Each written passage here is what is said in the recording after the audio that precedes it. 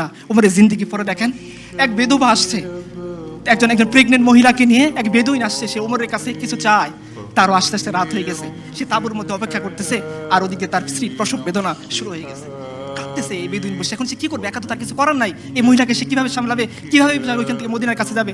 ও ওমরের কাছে ধরা পড়ছে, ওমরের কাছে ধরা পড়ছে। ওমর বলছে, তোমার কি হয়েছে? বেদুইন বলছে, তুমি সরো এখান থেকে, তুমি পুরুষ মানুষ, তুমি কি করতে পারো আমাকে এই মুহূর্তে? ওমর বলতেছেন, বলোই না তোমার কি হয়েছে। বলছে, দেখো আমি আমিরুল মুমিনিন উমরের সাথে দেখা করতে আসছিলাম, আর পথের মধ্যে আমার স্ত্রী ছিল প্রেগনেন্ট, সে এসে এই অবস্থায় পড়ে গেছে, এখন তার বাচ্চা হবে, আমি পুরুষ মানুষ, এই মহিলাকে নিয়ে এখন কি করবো, চিন্তায় পড়ে আসি। ওমর একটু ওয়েট করলেন না, তিনি তার স্ত্রী উম্মে কুলসুমের কাছে গিয়ে বলতেছেন, হে উম্মে কুলসুম, তোমাকে আল্লাহ একটা সুযোগ দিয়েছেন, তুমি সেটা অ্যাকসেপ্ট করবা কিনা? বলছে, কি সুযোগ? বলছে, তোমাকে আল্লাহ সুযোগ দিয়েছে সব কামে করার। এক বেদুইন আমি দেখে আসলাম, সে তার স্ত্রী নিয়ে, গর্ভধারিণী স্ত্রী, তার ব্যথা শুরু হয়ে গেছে, এই মুহূর্তে তাকে দেখার মতো কেউ নাই, আমিও পুরুষ মানুষ, তাকে কিছু করতে পারবো না, তোমাকে আল্লাহ সুযোগ দিয়েছেন, চলো আমরা তাকে ফার্স্ট লেডি বলি। সে আমিরুল মুমিনিন উমরের স্ত্রী, তিনি চলে গেলেন বাচ্চা হওয়ার জন্য যে সমস্ত ইকুইপমেন্টস লাগে সেগুলো নিয়ে, আর উমর আটার বস্তা নিয়ে দুইজন রওনা হলেন। তার গোলাম ওই দিনও তাকে বাদশা দিলেন। উমর বলেন, না না না, যে দায়িত্ব আমাকে দিছে সেই দায়িত্বের বোঝা আমি তোমাকে দেওয়াইতে চাই না। এই উমর আমিরুল মুমিনিন, তার স্ত্রী চলে গেলেন সেই মহিলার কাছে, তিনি মহিলার কাছে তার স্ত্রীকে পাঠাই দিলেন, আর নিজে আমিরুল মুমিনিন উমর রাদিয়াল্লাহু আনহু তিনি খাবার রান্না করতে বসে গেলেন।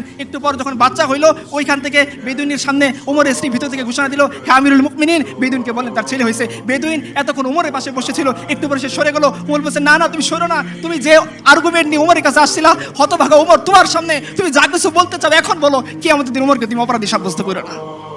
আপনারা সিদ্ধান্ত নেন, আপনারা কোন ধরনের জীবন বিধান চান? যে জীবন বিধান একজন শাসককে একজন শাসিতের পায়ের কাছে এনে দেয়, যে জীবন বিধান একজন শাসককে বিচারে কাঠগড়ায় দাঁড় করায় দেয়, যে জীবন বিধান একজন শাসককে উটের বস্তা আটার বস্তা কাঁধে করে জনগণের কাছে পৌঁছে দিতে বাধ্য করে, সেই জীবন ব্যবস্থা না ওই জীবন ব্যবস্থা যারা মানুষের ভোট ডাকাতি করে, যারা মানুষের টাকা ডাকাতি করে, যারা মানুষের অর্থ ছিনতাই করে, যৌবনকে বিপর্যস্ত করে, লাখ লাখ যুবককে বেকার করে, লাখ লাখ মানুষের স্বাধীনতা হরণ করে, যারা বিদেশে গিয়ে ফুর্তি করে, ফষ্টি নষ্ট করে, তাদের জীবন ব্যবস্থা? আপনারা সিদ্ধান্ত নেন এটা।